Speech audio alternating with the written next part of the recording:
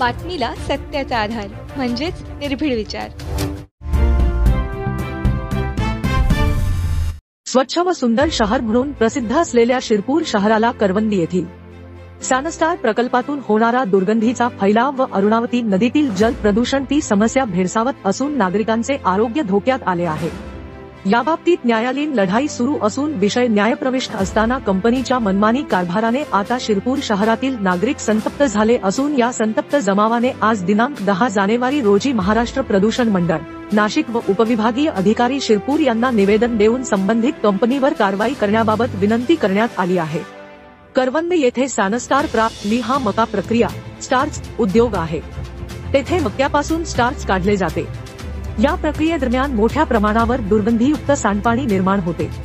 या उद्योगातून हे सांडपाणी बाहेर उघड्यावर टाकले जाते। त्याची दुर्गंधी हवेच्या माध्यमातून शिरपूर शहर आणि परिसरात पसरते।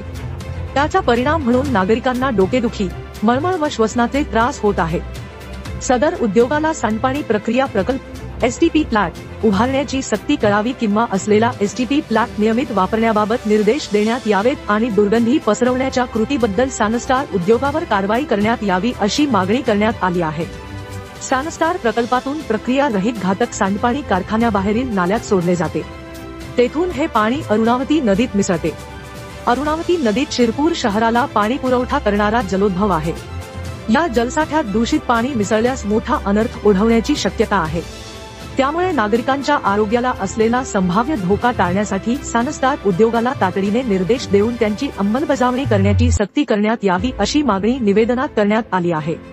प्रशासनाने या निवेदनाची तात्काळ दखल घेऊन कंपनी प्रशासनावर कारवाई करावी व योग्य त्या उपाययोजना कराव्या, अन्यथा मोठे जन आंदोलन उभे करावे लागेल व 26 जानेवारी पासून मोठ्या आंदोलनाचा इशारा देखील देण्यात आला आहे। कंपनीच्या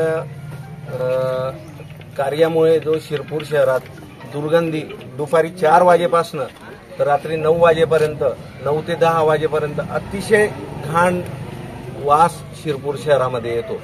याबाबत आज आम्ही शिरपूरच्या सर्व जागरूक नागरिकांनी प्रांत साहेबांना निवेदन दिलेलं आहे। यापूर्वीही संस्था कंपनीच्या विरोधामध्ये शिरपूरच्या नागरिकांमार्फत केस पण दाखल केलेली आहे। केसची योग्य ती सुनवाई सुरूच आहे, पण पुन्हा या वासाचा त्रास उद्भवतो म्हणून आज पुन्हा प्रशासनाला आठवण करून देण्यासाठी आज निवेदन देण्यात आलं आहे। शिरपूरशी जसं उदाहरणार्थ मी लोकांना कळावं म्हणून थोडक्यात सांगतो की जल शुद्धीकरण केंद्र आपण जे असतं, जे MIDC झोनला सर्व फॅक्टऱ्यांना महाराष्ट्र शासनाच्या प्रदूषण बोर्डाच्या नियमाप्रमाणे कंपल्शन असते, त्याची NOC असल्याशिवाय फॅक्टरी चालू करू शकत नाही। या पाण्याचा जो नेचर आहे त्याच्याकरता प्लांट आहे इफ्लुएंट वॉटर ट्रीटमेंट प्लांट, त्याच्यामध्ये विशिष्ट केमिकल टाकून ते पाणी वापरण्यासाठी एखाद्या नर्सरीला एखाद्या उद्योग देण्यासाठी ते पाणी वापरलं जातं।